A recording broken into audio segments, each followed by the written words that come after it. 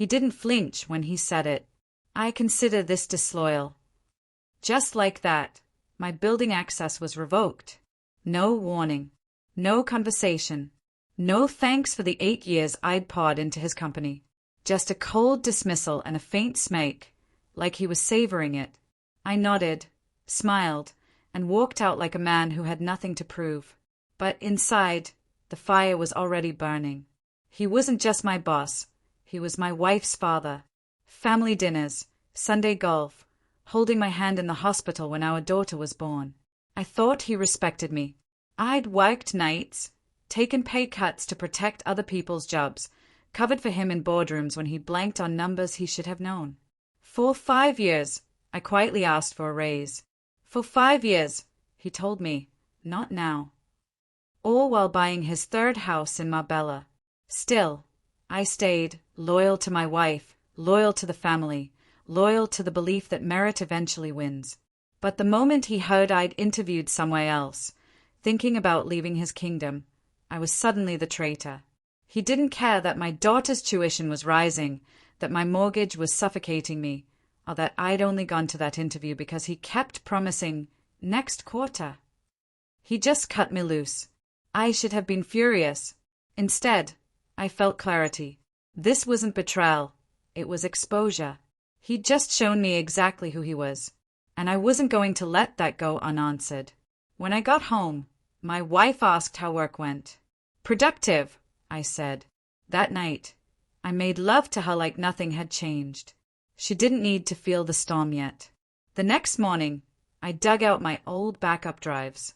What he forgot was that in 8 years, I wasn't just building his empire, I was keeping everything. Every source code, every architecture diagram, every NDA-breaking shortcut he ordered behind closed doors.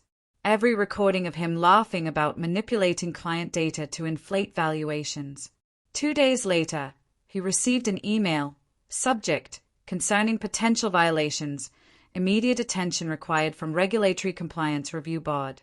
Fake, of course, but real enough to make him sweat.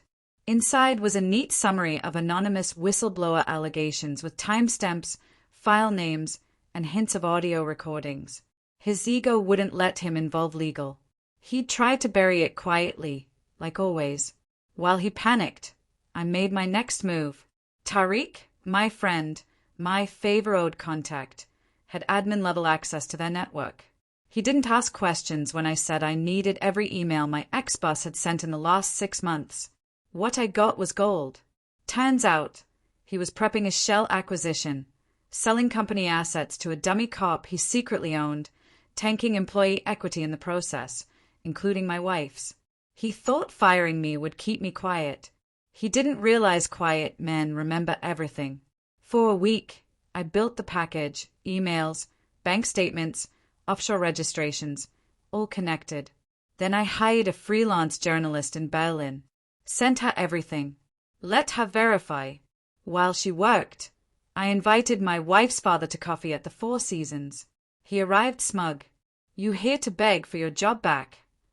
I smiled. "No, just to say thank you." "For what?"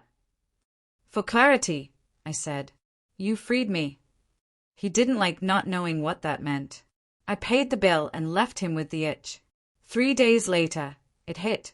Front page on 2 major business outlets. CEO accused of fraud, insider theft, falsifying valuations. My favorite part? The embedded audio clip of his voice saying, "They won't find out. We bury it under 5 layers and let the lawyers sort the smoke."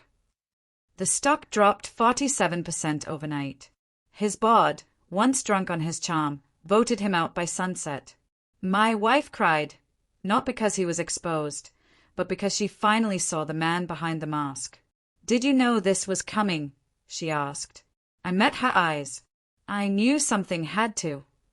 Investigations piled up. SEC lawsuits. Clients vanished. Employees lawyered up. I wasn't done. I mailed anonymous tips to ex-staff urging wrongful termination suits. I leaked the fake NDAs he'd forced interns to sign. I even helped an old engineer friend launch a cleaner, faster competing platform, built from the code I'd originally written. I wasn't destroying a man. I was erasing a lie. Last I heard, he was in Dubai, trying to rebuild. Let him. His name will always be tied to fraud on public record. As for me, I started my own consulting firm. Small, quiet, mine. When people ask why I left my last company, I just smile. Culture shift, I say. Funny thing, he always warned me not to burn bridges. What he never understood is I didn't need to. I just built a better one right next to his, and watched his collapse into the river.